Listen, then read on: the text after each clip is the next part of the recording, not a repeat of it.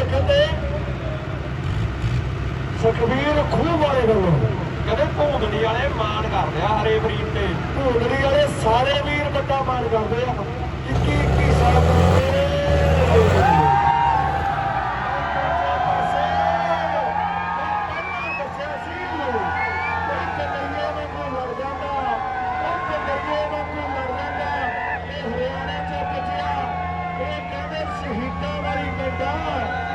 ਸ਼ਹੀਦਾਂ ਵਾਲੀ ਬੋਗਾ ਇਹ ਦਰਸ਼ਕ ਨਜ਼ਾਰੇ ਲੈਂਦੇ ਨੇ।